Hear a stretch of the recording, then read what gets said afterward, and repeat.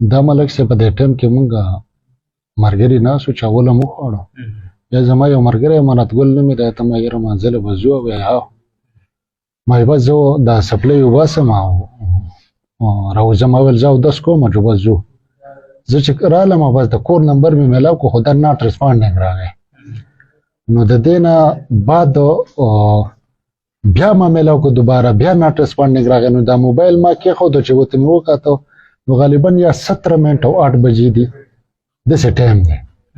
نو بس په دې کې بیا کړس شوی دی، خو زه خبر نه یم چې دا کوم نمونه کړس و، زه څومره اوچت شوی یم او بیا څنګه ولګېدم.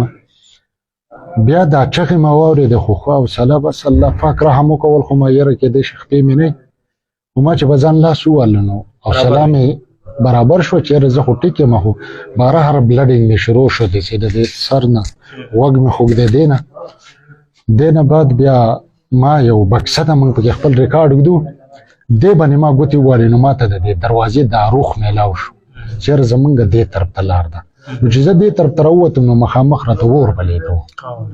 نو بس بیا ما ته لار میلاو شو، نو راووتم. بیا بس بار ته دا ټیم کې په کوم ځای کې وې دا؟ زه کوت کې وم. زمونږ کوت ته اور چې بلېدو دا به د کوت په کوم ځای کې؟ دې ته مخامخ پورې غاړه یو ټانکی ده، د ټانکی سره دا بلېده. د اور ټانکی سره بلېده؟ نو دغه ټانکی خواته بله کمره ده یا؟ نه نه نه نه، دا بار ده، دا ټانکی زمونږ ډېره بار ده. دا بار دا څومره فاصله ده؟ دا به تقریبا 50 کس دغه نه له دې نه.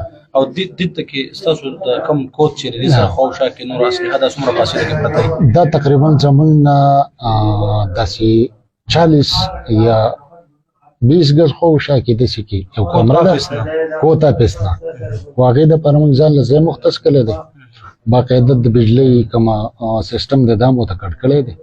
بیا چې کوم بارودي مواد دي دا موږ ډېر په طریقه کار باندې، میرزا صاحب زموږ ډېر هوښیار سړی دی، نو ډېر په طریقه کار ږدو. بل کوم شی چې موږ داسې موږ له راشي هغه موږ BDS ورته وایي، هغه موږ ناکاره کړي. هغه بیا موږ ویډیو ته ولېږو، هغه ځای نه پرې راشي هغه بیا ناکاره کړي، بیا موږ سره پروت دي.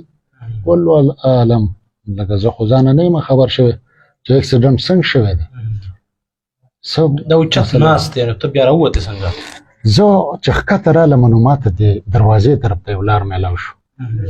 په دغه لار کې د امانت ګل هلک چې دی نو دا ټیک و، زه د لاسه ونیوم. نو ما یو لاش ولیدو، نو ته ما دا څوک دی؟ وایي زه وځه. ته بچه؟ ویل هو. بیا خدای شته زه بهر ته راووتم، دوباره بېرته ستون شوم. ما یاره ملګري راوباسو، خو چې خپل حالات ما ولیدو زه ډېر ګډوډ وم، هینه رانه ډېر تېزه روانه شوه. نو بیا دغه جومات زموږ یو جومات دی، هغه یو عالم دی، هغه ونیومه، امبولانس دی. بیا دلته رالې؟ بیا کابل ته لاړو، هغه ځای نه بیا دلته